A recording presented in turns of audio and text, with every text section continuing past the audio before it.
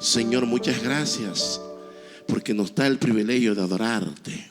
Señor, muchas gracias porque nos da a nosotros este privilegio que no lo tienen aquellos que son mortales, porque hemos pasado de mortalidad a inmortalidad, porque somos inmortales.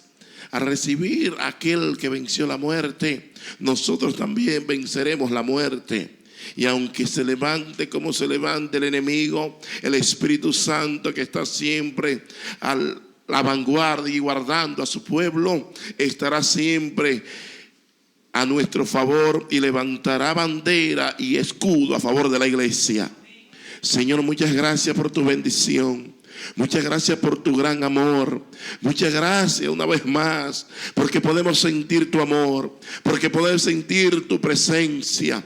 Muchas gracias que a pesar de nosotros siendo malos, usted nos ayuda a nosotros serte fiel. Usted nos ayuda y nos recibe y no mira nuestros pecados, sino más bien que está siempre dispuesto a extender tu misericordia a favor de aquellos que te temen y que guardan tu mandamiento, como dice tu palabra, que van desde la eternidad y hasta la eternidad. Así como el oriente y el occidente son tan distantes, así son más distantes tu misericordia para aquellos que te temen y guardan tus preceptos. Gracias, Señor, por Jesucristo.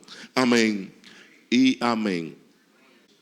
Quiero, mis hermanos, una vez más saludarles en el amor de Jesucristo y que la paz del Rey, la paz del Señor que sobrepasa todo entendimiento esté en tu corazón. La pasada semana estuvimos hablando acerca del milenio y estuvimos hablando del reino de Dios aquí en la tierra. El Señor, cada uno de los detalles que nos enseña en su palabra, el Señor nunca habló de más. Siempre cuando el Señor hablaba dándonos una enseñanza en todo lo que hacía y todo lo que hablaba.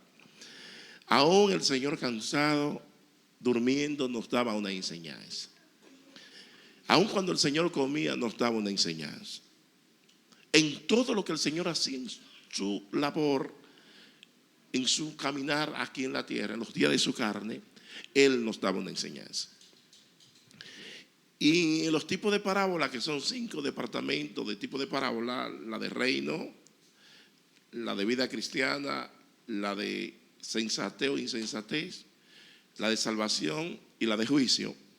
En ese tipo de parábola, el Señor habla de una parábola de reinos y nos habla de la característica del reino de Dios aquí en la tierra. Dios siempre trabaja completamente diferente a nosotros los humanos. Los humanos exigimos algo que ellos nos dan o que nosotros nos damos, mas Dios, cuando exige, Él primeramente, todo lo que Él exige, Él lo da. Nuestro Dios no nos da nada sin antes Él vivirlo.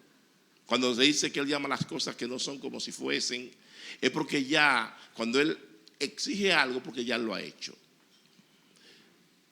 He enseñado que el reino de los cielos, cada vez que el Señor enseñaba, Él hacía un ejemplo. El reino de los cielos es semejante a esto, un ejemplo en la tierra que ya estaba en el cielo. Nosotros, cuando alguien nos hace algo, nosotros odiamos,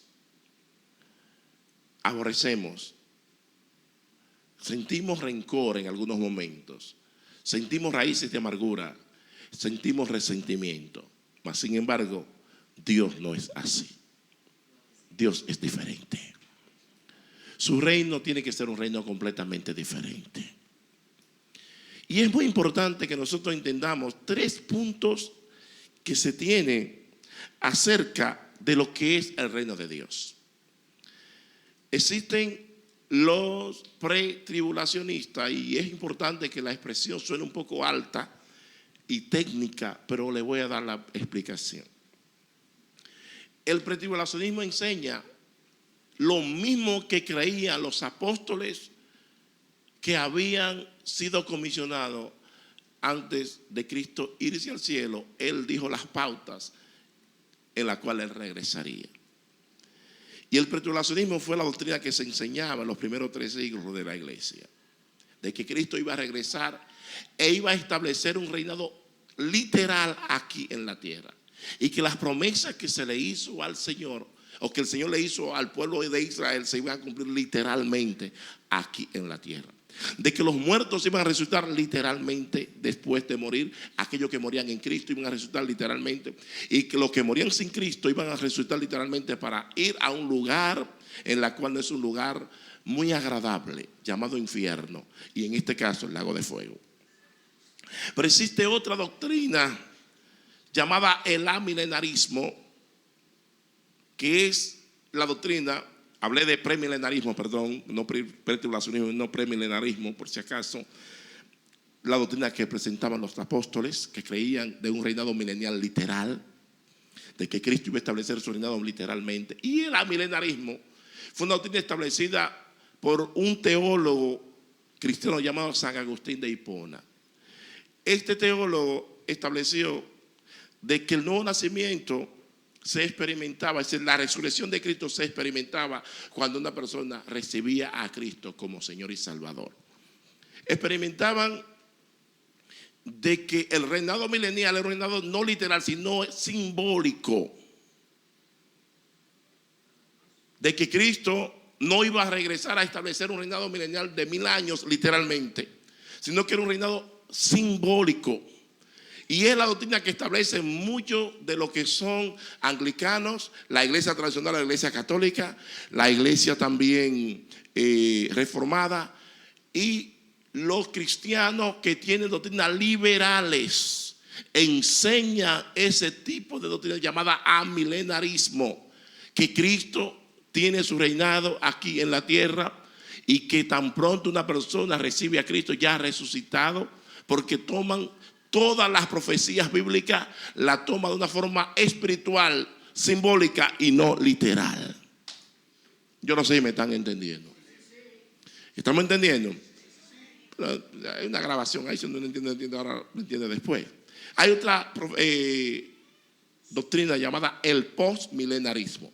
Los postmilenaristas enseñan, fue establecida por un teólogo llamado Daniel Wilbert, y ese hombre estableció, o ese teólogo, de que el reinado de Cristo también era simbólico y que conforme a como se iba predicando el evangelio, iba conquistando naciones y estableciéndose el reinado de Cristo en regiones y territorios, se iba estableciendo el reinado de Cristo de una forma simbólica. Pero esta corriente de pensamiento perdió fuerza porque conforme a ellos el Señor ya había establecido en la tierra su gobierno, porque los amilenaristas enseñan también que cuando Cristo ató a Satanás, cuando él dijo en Mateo 10, dice, yo veía a Satanás caer como un rayo, y que él lo ató, ya supuestamente ese era el reinado de Cristo, el milenial. Entonces los postmilenaristas nos dicen que conforme a cómo se vaya predicando el evangelio, entonces el reinado de Cristo se va extendiendo y expandiendo y expandiendo. Pero cuando sucedió la Primera y Segunda Guerra Mundial, como que esa teoría como se detuvo. Porque en la Primera Guerra Mundial murieron más de 20 millones de personas. Y en la Segunda se calcula que murieron algunas 70 o más de 50 millones de personas. Y eso fue en ese entonces que en la Segunda Guerra Mundial fue que se tiraron 2 bombas en Hiroshima y Nagasaki. Una la de hidrógeno, y se tiraron a mesa 2 porque eso era lo único que había, por si acaso. Que no fue que no quisieron, que eso era lo único que había. Porque cuando se movieron los científicos alemanes, que eran científicos judíos, corriéndole al régimen de Adolf Hitler, llegan aquí a América y le dicen al presidente de ese entonces, que era Harry Truman, anteriormente cuando comenzó la guerra era Franklin Delano Roosevelt, y le dicen los alemanes, Hitler tiene un plan macabro, andemos rápido, si nosotros no caminamos rápido, el hombre va a resolver y va a destruir el mundo. E hicieron esa bomba a bola de pájaro, y lanzaron esos 2 rafagazos en 2 ciudades de Japón. Murieron una cantidad bastante razonable, más de 50 millones de personas. Búsquenlo. Hay mucha enciclopedia. Ahora mismo con esta época cibernética, usted no está, es decir, usted no puede practicar la ignorancia porque hay demasiadas documentaciones. Imagínense ahora si esa bomba atómica que podía pulverizar a un radio de 13 kilómetros, pulverizar en millonésima de segundo. Y se dice que la tierra se puede quedar inservible por más de 100 años, por más de un siglo. Imagínese usted ahora con eso de un megatón, que es la unidad que se usa para medir la capacidad de un dispositivo atómico. Imagínese usted quizás de 2 megatones, 3 megatones, y hay una superior que es la de hidrógeno. Es decir, mis hermanos, que lo que le queda al mundo no es poca cosa. Aquí apunté algunos puntos importantes. ¿Por qué Dios levantará su pueblo antes de los juicios apocalípticos? ¿Por qué Dios levantará a su pueblo antes de los juicios apocalípticos? Es muy importante que nosotros entendamos la posición premilenarista y pretribulacionista, que nosotros creemos esa posición. Los teólogos, el decálogo de esos teólogos se llamó, creo que ya murió, John Walvoord, tremendo teólogo, donde son personas científicas y son personas que usted tiene que alimentarse de algo que sirva, de algo que tiene posición, no de cualquier cosa. Usted no puede alimentarse de cualquier cosa. Quizás ustedes me ven a mí porque tengo peso, porque me alimento de gente que tiene peso lo que están hablando. Yo no puedo alimentar. A veces usted va y compra un libro y compra ese libro para alimentarse, y he comprado el libro y digo, perdóneme la arrogancia, Señor, pero ese yo le doy clase.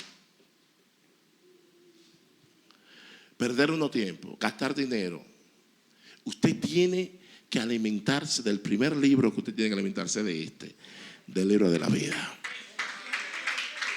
Lo que se enseña, si eso enseña que el diablo tiene que estar ausente de nosotros, no tratemos de enseñar que el diablo es bueno, porque él es malo.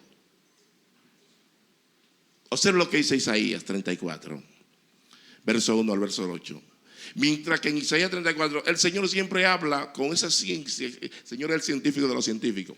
En el Isaías 34 nos habla de Armagedón, y en Isaías 35 nos habla del reino milenial. Usted lo observa, léalo, le voy a dejar de tarea a ustedes. Dice, y veo la palabra, la voy a leer en el nombre del Padre, del Hijo y del Espíritu Santo. Dice aquí, y vamos a leer a la letra: acercaos naciones, juntaos para oír, y vosotros pueblos escuchad. Oiga la tierra y cuanto hay en ella, el mundo y todo lo que produce. Es decir, todo el mundo que oiga esto. Todo el que está produciendo, el que está escuchando, el que está en la tierra, el que vive aquí, oiga esto, dice el Señor. Porque Jehová está airado contra todas las naciones. ¿Cómo es que está Dios? ¿Cómo es que está Dios? ¿Contra quién? Hay dos palabras para naciones. Hay una que es Goyim, que significa todas las naciones de la tierra, y hay otra que es Sarai, que es la nación que Dios escoge, que es diferente. Por eso viene la palabra Israel, es una conjugación de Sarael.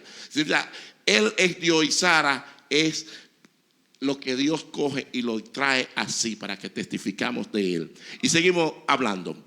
E indignado contra todo el ejército de ellas, la destruirá y las entregará al matadero. Y los muertos de ellas serán arrojados, y de sus cadáveres se levantará hedor, y los montes se disolverán por la sangre de ellos.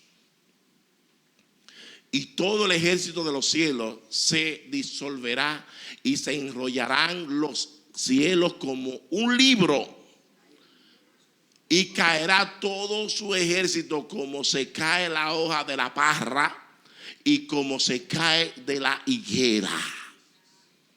Siéntense, por favor. Déjamelo ahí, déjamelo ahí, que vamos a seguir. Observe un punto que nosotros debemos de entender. Dice que se enrollará como un libro. Quiero preguntar, aquellos que están en contra, usted ve que a veces la tecnología, ellos están en contra siempre de eso. ¿Se puede entender este libro está enrollado? ¿Cómo está este libro? No está enrollado. Lo que está es, creo que es encuadernado, que hay que utilizar la palabra. Y se usa, entonces, ¿cómo usaban los libros en aquel entonces? Eran rollos. Significa que el lenguaje que el profeta esté hablando y está escribiendo es conforme al lenguaje que se puede entender. Si alguien usa un lenguaje moderno, un lenguaje contemporáneo, la palabra contemporáneo es que está en tiempo en el cual tú estás viviendo, no un lenguaje anacronista, sino un lenguaje que tú estás viviendo en el presente. Ese es un lenguaje contemporáneo. Cuando usted es una persona que está usando el lenguaje contemporáneo, usted trata de utilizar un lenguaje que se pueda entender. Porque usted no puede usar un lenguaje que no lo van a entender a usted. Y por ello Dios levanta maestros para que enseñe la palabra y las personas puedan entender conforme al lenguaje sencillo, que puedan entender la palabra de Dios. Aquí observamos este punto donde nos dice que las naciones, dice, y todo el ejército de los cielos se disolverá y se enrollarán los cielos como un libro. Se enrollarán los cielos como un libro. ¿En qué estamos nosotros? Observamos que los juicios de Dios, como Dios está indignado aquí en la tierra, Dios tiene un plan para recoger a su pueblo, para bendecir a su pueblo. Aquellos que no atienden lo que Dios le está diciendo que debemos de atender, tienen problemas y problemas serios. Un padre, cuando le dice a un hijo, los padres que estamos presentes, instruimos a nuestros hijos y nuestros hijos no nos escuchan, ¿cómo se siente el padre cuando un hijo no lo escucha? El padre no se siente cómodo. El padre se siente muy airado. Y llega el momento en que la copa se va rebosando paulatinamente. Dice la palabra en el libro de Génesis, en el capítulo 15, que la copa del pecado de los amorreos se había rebosado. Siempre Dios habla, cuando habla de cáliz o de copa. Hay tres tipos de juicios que Dios tiene determinado en los juicios apocalípticos. Uno es el juicio de los sellos, otro es la de las trompetas y el tercero son de las copas. Son tan fuertes los juicios de la copa que el Señor mismo dijo, si es posible, pasa de mí esta copa. No dijo pasa este sello, pasa esta trompeta, sino pasa esta copa.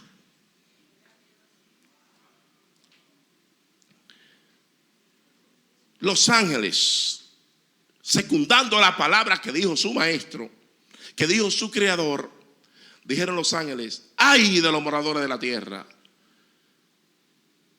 Los moradores de la tierra tienen dos enemigos cuando los juicios de Dios vengan. Uno es Dios y otro es el diablo. No me están entendiendo, por favor. El que anda a la espalda de Dios, Dios le da la espalda a él. Entonces, como Dios le dio la espalda, dice la Biblia en el libro de Isaías, que el mismo Dios se le tornó en enemigo. Se le tornó enemigo. Y cuando tú tienes la ayuda, lo único que te puede sustentar y proteger, porque Él es el escudo, aquellos que están sirviéndole, Él es el escudo alrededor nuestro. En otra palabra, protección alrededor nuestro. Y si nosotros nos descuidamos, el diablo nos puede destruir.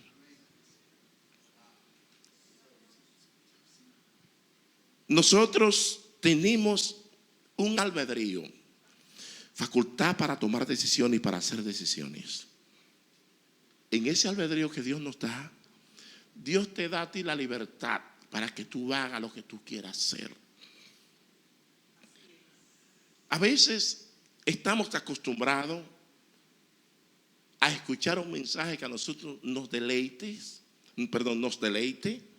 nos provoque a nosotros placer.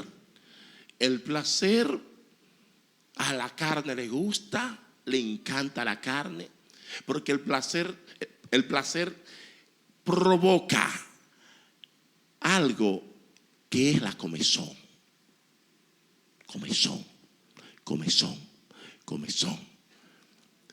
Muchos de los cristianos que están hoy en la cima no quieren que Cristo venga. Los amilenaristas y los postmilenaristas no niegan la segunda venida de Cristo. No niegan la eternidad, pero sí niegan de que Cristo viene y va a raptar su pueblo antes de estos juicios que usted está observando ahí. Y no un asunto que yo tomé Apocalipsis capítulo 3 verso 10. Por cuanto tú has guardado la palabra de mi paciencia, yo te libraré de la hora de prueba que has de venir sobre el mundo entero.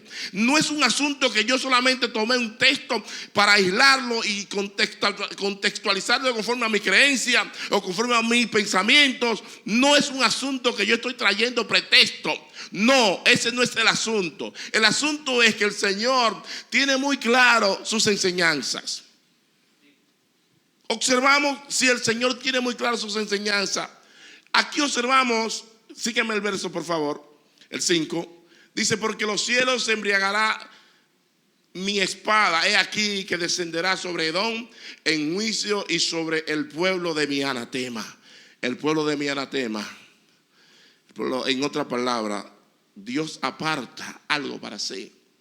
Y cuando tú apartas algo para Dios y tú lo tomas, entonces tú te conviertes en maldición. Maldito. Por ello es tan importante que nunca te dejes engañar del diablo. De cuando Dios te da algo a ti, tú dejar a Dios en el maletero o en el asiento de atrás. Pon siempre a Dios adelante. Por necesidad que tú tengas, ponlo adelante. En todo el sentido de la palabra, ponlo adelante. No te dejes engañar del diablo. Por eso muchos de nosotros caemos en el anatema y somos producto de maldición en vez de bendición para Dios. Y eso es lo que está sucediendo aquí. Es una tipología de todo el mundo.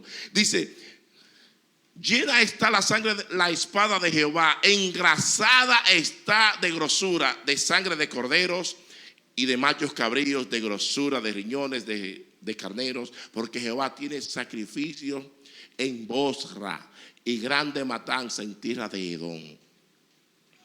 Como la gente viene y sacrifica lo que quiera y hace lo que quiera, hay problema.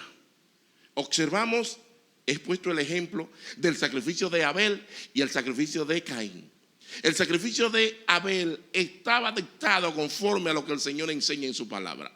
Él había aprendido de su padre, de que su padre, Dios le había instruido de que sin derramamiento de sangre no hay perdón de pecado. Y tomó el producto que él tenía que tomar, donde había sangre. En la tierra hay sangre que es derramada, pero en cualquier cosa que no tenga sangre no puede haber perdón de pecado. Y eso Dios lo puso como un aguántate ahí. Por ello había un animal llamado Azazel. Y es Azazel, perdón. En ese animal habían dos tipos de sacrificio llamado Azazel. Habían dos tipos de animales. O un tipo de animal que habían dos tipos de sacrificio. Era un chivo que se dejaba ir suelto y otro se mataba. El que se aguantaba y se mataba, estaba derramada la sangre para aguantar el pecado. El que se iba simbolizaba que el pecado estaba vivo en el pueblo de Dios hasta que aquel llamado Cristo viniera y derramara su sangre para detener el pecado a totalidad.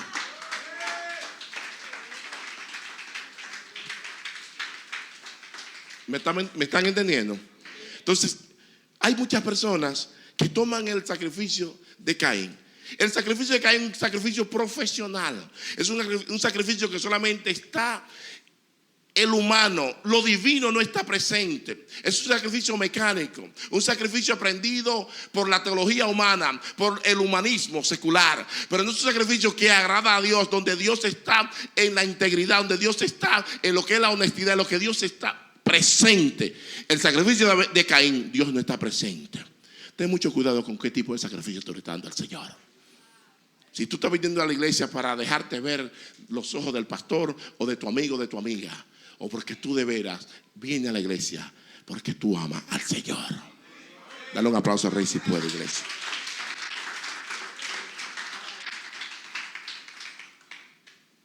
Y con ellos caerán búfalos, toros, con becerros, y su tierra se embriagará de sangre y su polvo se engrasará de grosura. Está hablando de gente poderosa. Está hablando de que todo el mundo, el búfalo es uno de los animales domésticos que más fuerza tiene. Usted observa todos esos puntos y que es un lenguaje completamente enigmático, un lenguaje metafórico. Y la metáfora, usted da un significado más allá de lo literal, y cuando se extiende mucho se convierte en una alegoría. en donde hay un mensaje mucho más poderoso que Dios nos está dando. Observe el punto importante, en donde el Señor promete guardar a su pueblo antes de sus juicios. En el capítulo 26 y el verso 19 habla lo siguiente.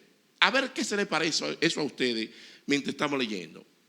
Tus muertos vivirán, sus cadáveres resucitarán, despertad y cantad, moradoras del polvo, porque tu rocío es cual rocío de hortaliza, y la tierra dará sus muertos. Mira a ver si el verso 3, anteriormente, que se me olvidó ponerlo ahí, hay un verso, el verso 3, que me interesa bastante. Voy a ponerlo rapidito. El verso 2. El verso 2 de ese capítulo. Por favor, el verso 2. Ahí voy. Abrid las puertas y entrará la gente justa. ¿Guardadora de qué? Abrid puertas y entrará la gente justa, guardadora de verdades. ¿O usted cree que el Señor, hablamos en los 9 mensajes que dimos del infierno, hablamos de que Dios es un Dios de amor y que Dios es un Dios bueno, un Dios justo? No está bien que el criminal, un asesino que venga y, por ejemplo, se embriague y embriagado tome un carro y mate a una familia y que la justicia lo deje ir, si supuestamente es justicia. Yo creo que no está bien eso. Lo que está bien es que esa persona que llevó, como dicen en el mundo, la cruz a ese hogar, sea castigado, porque esa persona cometió una transgresión, violó la ley y por ende tiene que pagar por ese pecado o por esa transgresión. Dios establece una cárcel eterna para aquellos que violan la ley. No es verdad que los hijos del diablo van a estar junto con los hijos de Dios. Entonces Dios es un Dios injusto. Es una reacción normal y natural de que Dios se indigne con lo mal hecho. Entonces no es Dios. Si Él no se siente molesto con el que hace la cosa mal. Y si eso es Dios, o si somos nosotros cuando molestamos, cuando a veces nos hacen cosas malas, imagínese Dios. Y es por ello que le dice: abrid las puertas y entrará la gente justa, guardadora de verdades. El verso 19, aquellos que mueren en Cristo, el verso 19 de este mismo capítulo dice: tus muertos vivirán, sus cadáveres resucitarán, despertad y cantad, moradores del polvo, porque tu rocío es cual rocío de hortalizas, y la tierra dará sus muertos. Todo tipo van, pero tiene su orden, ya lo explicamos anteriormente. Andad, pueblo mío, entra en tus aposentos, cierra tras ti tus puertas, escóndete un poquito, por un momento, en tanto que pasa la indignación. Porque aquí que Jehová sale de su lugar para castigar al morador de la tierra por su maldad contra él. Entonces, vean aquí, ¿qué es lo que? A veces, cuando los viejos están así, hacen así. Y se dan, y hay algunos que son un poco trascendidos y comienzan a decirle: cambia papel, hasta tiran golpe de barriga y cosas así. Pero aquí no se hace eso. Porque aquí Jehová sale de su lugar para castigar al morador de la tierra por su maldad contra él. Y la tierra descubrirá la sangre derramada sobre ella y no encubrirá ya más a sus muertos. ¿Usted cree que las injusticias que se hacen en la tierra, entonces este es el gobierno de Dios aquí en la tierra? Dios establece su gobierno en los corazones y su reino, el reino de los cielos, es un reinado literal y es un reinado donde nosotros hablamos que es un reinado geográfico. Por ello, cuando usted dice: venga tu reino, hágase tu voluntad en el Padre nuestro, está haciéndose la voluntad aquí en la tierra, totalidad de parte de Dios y de parte de los hombres.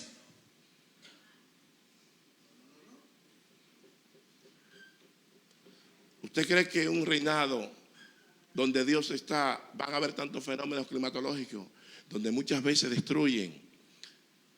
Hay aguacero que destruye muchas veces ciudades por completa. Tornado que destruyen ciudades por completa. Matan animales fieros que andan buscando plagas por doquier. En el milagro eso no va a existir de que de plaga y eso. Busque su lugar, que eso es para el infierno. Plaga no existe, eso se acabó.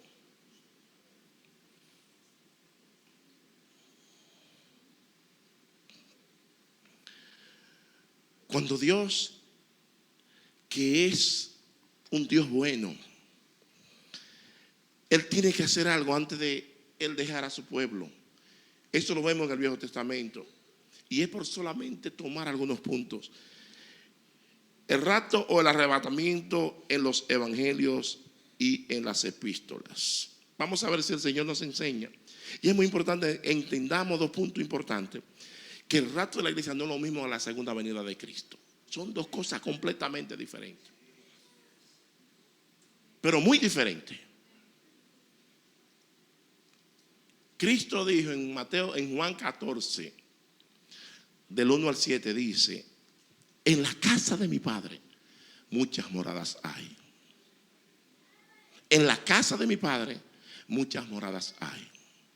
Hay quienes niegan de que el Señor no está hablando de rapto. Pero hay un punto importante, que en ese mismo capítulo hay un versículo que dice: yo me voy y regreso y me tomaré a mí mismo, para que donde yo esté también vosotros estéis. Entonces, algún día tú has visto un cuerpo sin cabeza o una cabeza sin cuerpo. Eso nada más ven los muñequitos. Y en la película de terror, en los muñequitos usted observa que le vuelan la cabeza y anda la gente decapitada y supuestamente hablando por ahí. Y el corredero.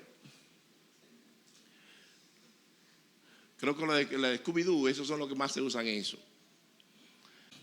14:1 de Mateo, de Juan. No se turbe vuestro corazón, creéis en Dios, dice el Señor, creed en mí.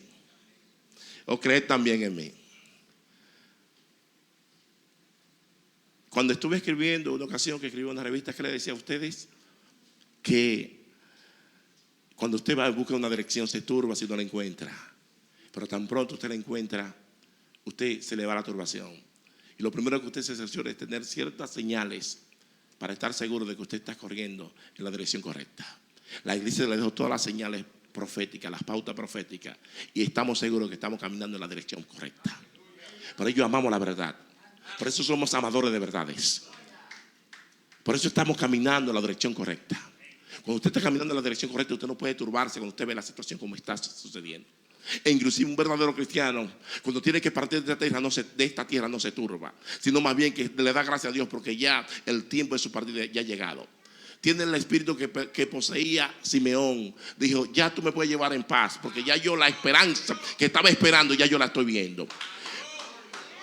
Del mismo modo, como ya Cristo vino la primera vez y ya Cristo hizo la función que Simeón estaba esperando, ahora ya él está muerto, no tiene que orar. Pero los que estamos vivos, sí podemos decir que si tenemos que partir, Señor, gracias, me puedes llevar, porque lo que tú me dijiste que iba a suceder, yo lo estoy viendo con mis ojos. Me puedes llevar cuando tú quieras, porque yo estaré listo para cuando tú me digas: despertad, ven, amadores de verdad. Un verdadero cristiano no puede tenerle miedo a la muerte. Un verdadero cristiano está siempre firme y confiado en aquel que venció la muerte. Y por ello dice: no se turbe vuestro corazón ni tenga miedo. Creed en mí también, dice el Señor. En la casa de mi Padre muchas moradas hay. Si así no fuera, no os lo hubiera dicho. Voy pues a preparar lugar para vosotros. Es un punto importante. Dice: voy pues a preparar lugar para vosotros. En algunos puntos de estos mensajes que estoy dando de la realidad del cielo y la realidad del infierno, estamos hablando de la realidad del cielo ahora. En esos puntos voy a enseñar de que tú vas preparando tu morada en el cielo conforme a como usted está trabajando aquí en la tierra a favor del cielo. No sé si me están entendiendo. Y es por ello que dice aquí el Señor: por favor, en la casa de mi Padre muchas moradas hay. Si así no fuera, yo os lo hubiera dicho. Voy pues a preparar lugar para vosotros. El Señor siempre tiene en su conversación, hay que estar en su espíritu para poder entenderlo. Hay que estar en Él. Porque el hombre natural no puede entender estas cosas, porque para él son locura. Y hay personas que estando en el Señor se mantienen con el pensamiento del hombre natural. Y en algunos puntos lo ven que son locura algunas cosas. Pero lo que yo no entiendo ahora lo voy a entender después. Y lo que está sucediendo no lo entiendo, me quedo callado para no violar el pacto de Dios. Usted está hablando sandeces sin tener que hablarla. Pero yo hay que saber callar. A medida que tú vas trabajando en Dios, esa casa, hay quienes tienen mejor en el cielo, que no está ni siquiera empañetada, ni el piso está hecho. Y a medida que va trabajando, tú ves que esa mejora. Dice fulano, y mire, ya le pusieron el plato. Mira qué bien. Ya le empañetaron. ¿Y por qué no le ponen el piso? No, la están empañetando primero para ensuciar el piso, después el empañete. Y después de empañetar, ya le pusieron el piso. Oye, ¿y qué? Le están poniendo la ventana ahora. Y la están poniendo, la están adornando. Cada vez que tú tienes tu casa preparada, entonces cada vez que tú haces algo para el Señor, tú la estás adornando, la estás embelleciendo, la estás pintando, la estás amueblando, la estás preparando para cuando tú llegues allí en el cielo. Pero el que hace algo y comienza a hablar, lo que hace, bueno, ya estaba el mesón para tirar el plato. ¿Y qué pasó? Suspendido todo. Los hormigones no vienen. ¿Y por qué? Porque él no quiere mandarlo, no pagó. No pagó. Pagamos cuando hacemos la cosa, no entendemos y nos callamos y seguimos haciendo. Señor, gracias, esto está bueno. Es para ti, Señor. Es para ti, Señor. Cada vez que obedecemos todos los puntos del Señor, esa casa se va formando allá en los cielos. Dice el verso 3. Y si me fuera, os prepararé lugar. Y si me fuera, un sí condicional. Y si me fuera, pero el Señor sabe, porque Él está hablando como humano, para que ellos entiendan el lenguaje humano. Él no hablaba como Dios, sino como humano. En este caso le está hablando como humano. Dice, y si me fuera, y os prepararé el lugar, vendré otra vez y os tomaré a mí mismo. Y si me fuera y os prepararé el lugar, en otra palabra, cuando yo me vaya, si ustedes preparan el lugar, yo voy a regresar y me voy a tomar a mí mismo. Pero si ustedes no quieren, voy a regresar y voy a tomar a otro. ¿Qué voy a hacer yo? ¿Qué voy a hacer yo? Para que donde yo estoy, vosotros también estéis. ¿Qué es lo que el Señor está diciendo? Él viene a buscar a su gente. Observamos el rapto en los evangelios. El rapto dentro de los evangelios nos habla de que Él viene. Ahora nosotros no nos da detalles de cómo va a suceder aquí, en este evangelio. El verso 4 dice, y sabéis a dónde voy y sabéis el camino. Y ahí viene la pregunta de nosotros, de los que somos mellizos. Tomás el Didino, que significa mellizo, y en algunos puntos, algunos dicen que es incrédulo, pero Tomás, con su incredulidad, no era bobo. Tomás dice, no sabemos a dónde vas. ¿Cómo pues podemos saber el camino? ¿Cuántos de nosotros muchas veces estamos peor que Tomás? No sabemos ni siquiera en lo que estamos. Ni siquiera sabemos lo que estamos haciendo. Pero por lo menos habla con Dios y hazle la pregunta a Dios, que Él se encarga de traerte la respuesta. No te quedes con esa pregunta en tu corazón. Háblale a Dios. No esté haciendo cosas simplemente por hacerla. Háblale a Dios. Pregúntale como le preguntó Tomás. Yo no sé el camino, yo no sé a dónde. ¿Qué es lo que tú me? Háblame claro, que quiero entender lo que tú me quieres decir. Ahí viene la divina respuesta. Muy evangelístico, por cierto. Jesús le dijo, yo soy el camino, énfasis, y la verdad, énfasis, y la vida. Nadie viene al Padre sino por mí. Hizo énfasis la tres por. El camino y la verdad y la vida. Entrate al atrio, entra al lugar santo y entra al lugar santísimo. David decía, en tu presencia hay plenitud de gozo, hay delicias a tu diestra. Cuando tú estás en el lugar santísimo, nadie te quiere devolver a ti para atrás. Por ello es muy importante, cuando usted llega de la calle, usted tiene que presentarse al Señor. Usted se presenta, no es un acto religioso, es un acto de obediencia. Usted se presenta porque usted viene caminando en el atrio, usted quiere entrar al lugar santo, usted viene caminando en las casas de Dios. Dice, dice Pedro, yo me alegré, o David, con los que me decían a la casa de Jehová iremos. Pedro dice, entrar con acción de gracia por sus actos con alabanza. Cuando Jesús dijo, yo soy el camino, yo soy la verdad y yo soy la vida, está diciendo que el que viene, por ejemplo, tú quieres experimentar esos 3 puntos en la vida tuya. Desde que tú te comienzas a preparar en tu casa, tú comienzas a darle gracias a Dios. Dios mío, voy para tu casa. Dios mío, voy a adorarte, voy a bendecirte a tu casa, voy a bendecirte. Tan pronto tú estás diciendo esto, tú estás preparando porque ya tú estás en el camino. Tan pronto tú vienes de camino, tú estás en el atrio. Pero tan pronto entras por esa puerta, ya tú entraste al lugar santo. Y tan pronto te arrodillas y comienza a conectarte, está en el lugar santísimo. Dale un aplauso al Rey si puede, iglesia.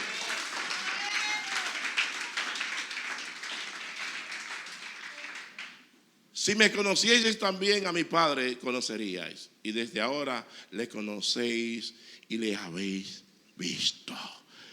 Bendito sea el nombre de Jesús. Hay quienes enseñan que tú no tienes que venir a Cristo para conocer a papá. Sí. Hay gente que saben tanto por ahí. Una vez le preguntó un gran presentador de televisión llamado, creo que David, no recuerdo el nombre, el apellido, un señor mayor. Le pregunta a uno de estos grandes de estos tiempos llamado Joel Austin, aquel que está por allá en Texas. Y le preguntaron, ve acá. Lo primero que todos los grandes reporteros le cayeron encima, tanto en la cadena hispana como en la cadena americana.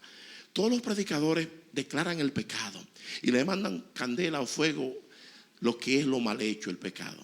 Pero tú no haces nada de eso. ¿Y qué está pasando contigo? Él con su humanismo comenzó a irse por donde la gente le gusta escuchar del amor. No, que Dios es un Dios de amor. Y le pregunta a ese reportero americano, se dice que el único camino para llegar a Dios se llama Jesús. ¿Y cómo es eso? No, eso es la teología antigua. Hay muchas formas de tú llegar a Dios sin tener que venir a Cristo. ¿Cómo? ¿Cómo? Como dijo aquel que le preguntaron del evangelista. ¿Cómo? Si a usted le hablan de que cualquier forma usted puede llegar a Dios y le sacan la carretera, le sacan a usted la única vía de llegar al cielo, el puente es un abismo. Cuando Cristo no está presente, no hay puente para llegar a Dios. Y si Él no está presente, olvídese de eso, que lo que se esté perdiendo es tiempo. Ahí no hay que explicarte nada. Si me conocieseis también a mi Padre conoceríais. Y desde ahora le conocéis y les habéis visto. Yo tengo 3 personas en una. Yo soy 3, este ente 3 en 1. Hay un espíritu, hay un alma. ¿Y cuál es la otra parte que ustedes ven? El cuerpo. ¿Y cómo ustedes me pueden conocer a mí si no me ven el físico? ¿Cómo yo puedo conocer a Dios si yo no veo el físico de Dios? Usted dirá, pero ¿cómo? Si Dios es espíritu, ¿cómo yo puedo verlo ahora? Pero el Señor dice, así como mi Padre me envió a mí, yo lo envío a ustedes. Ustedes son mis bocas, ustedes son mis oídos, ustedes son mis pies, ustedes son mis brazos. Ustedes son la imagen del Padre aquí en la tierra. Por ello Dios es tan exigente con nosotros como iglesia. Y cuando nos paramos aquí, aunque uno quisiera decir cosas que uno quiere agradar, a veces el Espíritu Santo dice, háblame lo que yo te dije y déjate de estar hablando caballá. Habla lo que es. No me estés pasando el paño tibio, que después cuando se pierde, entonces te van a arrancar la cabeza, llega el infierno y te van a decir a ti, y tú también aquí, y tú no eres aquel que atormentaba a la iglesia hablando de esto y esto y esto. Ay, Javier. El rapto también lo encontramos en las epístolas. Encontramos en las epístolas principalmente las paulinas, en las juaninas también. Pablo dice, escribiendo a los tesalonicenses en el capítulo 4, nos enseña del rapto. Nos habla, la palabra rapto es una palabra latina. No aparece la palabra en el original arrebatamiento, sino arpazo, que es una palabra latina, que significa arrebatar, raptar o secuestrar. Y muy específicamente se usa para una mujer. Creo que es la única vez de la historia que los secuestrados estaremos contentos. Nunca una mujer secuestrada se siente contenta, pero nosotros estaremos contentos. ¿A quién no le gustan los vehículos buenos? A nadie le gusta el vehículo malo porque uno no quiere quedarse en el camino. El vehículo de Cristo, ese no se daña. Y ese no es verdad que va a faltarle gasolina cuando vaya en el aire. Ese avión no hay desperdicio. Ese llega directo al destino. Y ese aeropuerto que llegue es al lugar donde tiene que llegar, y establecido que no hay que tener la maleta. Por eso hay que siempre tenerla preparada, porque cuando ese venga, esto no va a esperar a nadie. Está ready porque me voy.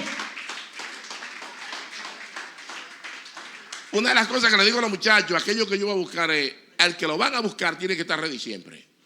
Usted no puede esperar a nadie que lo vaya a buscar.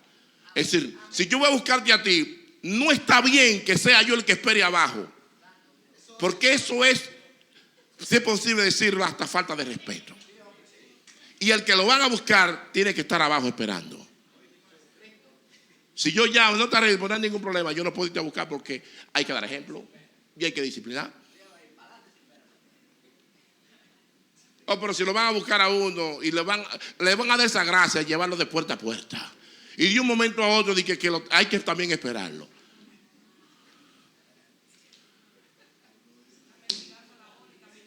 Así no funciona, ¿no? Denle un aplauso al Señor y puede, iglesia.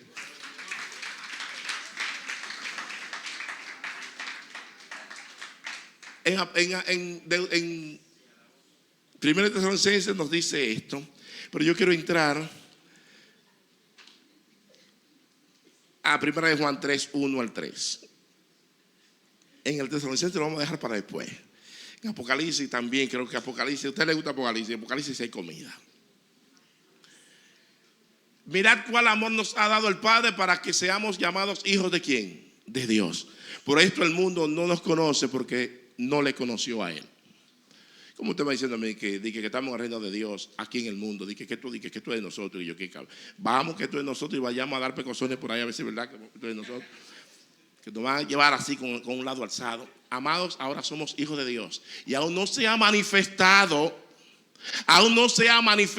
La palabra manifiesto ahí significa, ahí todavía no se ha revelado. Ahí no se ha apocalipso, esa palabra, lo que hemos de ser. Pero sabemos que cuando Él se manifieste, seremos semejantes a Él, porque le veremos tal como Él es. Mi pregunta es, Edison, ¿tú estás viendo a Dios tal como es ahora mismo? ¿Lo estás viendo? Ok, pues está bien, me contestaste. El verso 3 dice, y todo aquel que tiene esta esperanza, mire este puntico, ¿en quién? En Él, se purifica a sí mismo así como Él es puro. Entonces, si hay esperanza glorificada, lo dice Efesios. Esperanza bienaventurada lo dice Tito. Tito, creo que el 2:13 dice esperanza bienaventurada. Este dice esperanza purificadora. Esa esperanza que nos habla el Señor, bienaventurada, purificadora, y dice Pablo en los Tesalonicenses, esperanza alentadora. Por tanto, alentado en esto. ¿Por qué usted tiene que sentirse deprimido? ¿Por qué tú tienes que sentirte con aquel que sufre de depresión, de la famosa depresión bipolar? ¿Por qué tú tienes que... Yo entiendo de que ciertos déficits físicos suceden muchas veces en nuestro cerebro, que la bipolaridad no es más, o la depresión no es más cuando el estado de ánimo está down, es el willpower down, y cuando hay ciertos elementos que componen lo que es el cerebro, y una parte de ellas son los electrotransmisores. Cuando esto está un poco desequilibrado y no están con los nutrientes necesarios, los bioquímicos, eso produce que tu cerebro esté down y te mantiene en estado de tristeza todo el tiempo. Ahora bien, ¿quién es que controla tu cuerpo? ¿Es el diablo o es Dios? ¿Quién es que controla tu cuerpo? Por ello hay una mala enseñanza, y hay por ahí donde no hay doctrina, un evangelio que nada más es Dios, pero por favor, what is the name of you got? ¿Cuál es el nombre de tu Dios? Para yo saber lo que estoy hablando. Porque a mí pónmele nombre y apellido al Dios que tú le sirves. Pónmele nombre al Dios que tú estás presentando. Porque el Dios que tú presentas tiene que tener nombre, para yo saber a quién yo le voy a hablar.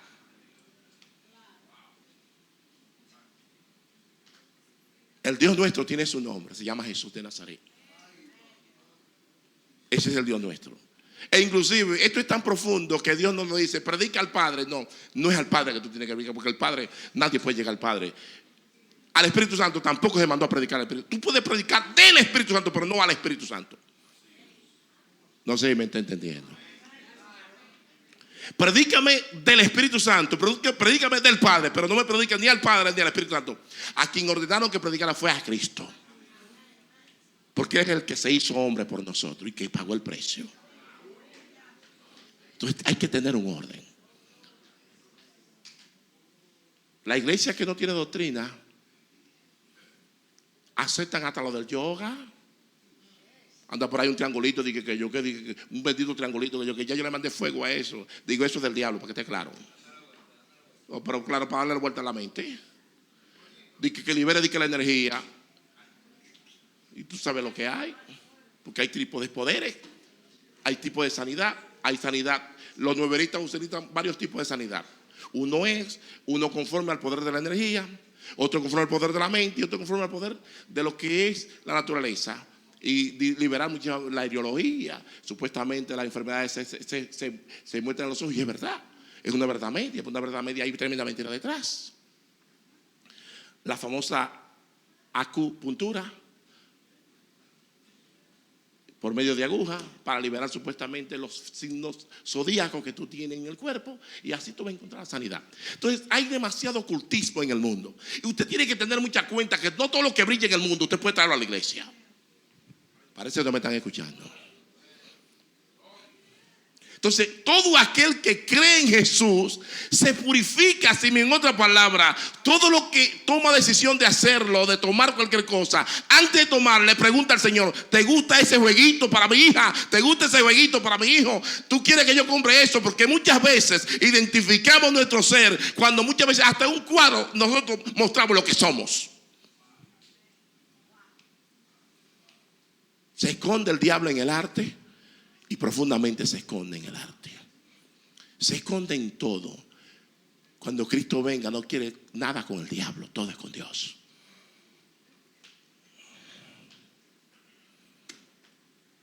Vamos a terminar aquí.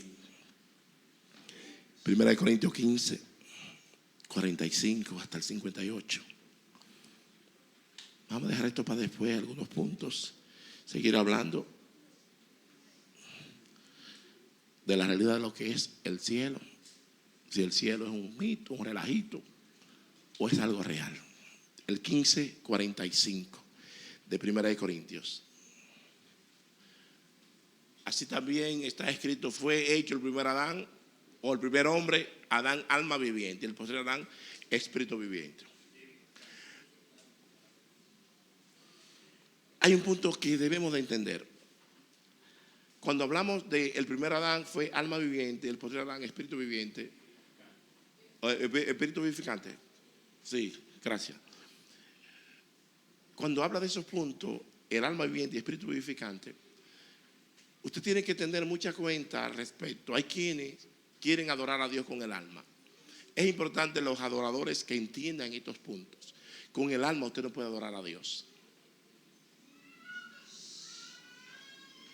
Y bíblicamente te lo muestro, que con el alma tú no puedes adorar a Dios.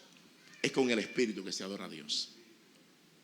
En el alma se acomodan las emociones. Tú alabas a Dios con el alma, pero no con el espíritu.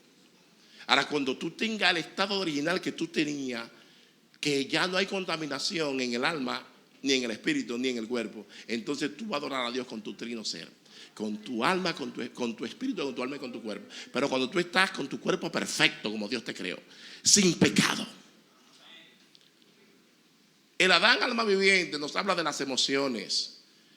El primer Adán tuvo una capacidad excepcional. Le puso los nombres a todos los animales y tuvo una tremenda capacidad a hacer las cosas. Pero había un desbalance en lo emocional. Sus emociones no eran balanceadas, no estuvieron ecuánimes como tenían que estar. Y ese Adán, alma viviente, es como algunos que nosotros, que mientras las cosas marchan bien, no hay mejor iglesia que esta. Wow, pero yo te doy gracias a Dios por haberme traído a esta iglesia. Pero qué belleza, qué lindura, qué hermosura. Y algunos dicen: no era como la que yo estaba anteriormente. como el argentino aquel que fue a Canadá. No era como ese. Y comienza a alabar. Pero ¿qué pasa? Cuando viene la cosa a apretar, cuando viene a apretar, que entonces comienza a maldecir al cielo y a todo el mundo, a la nieve, a todo el mundo.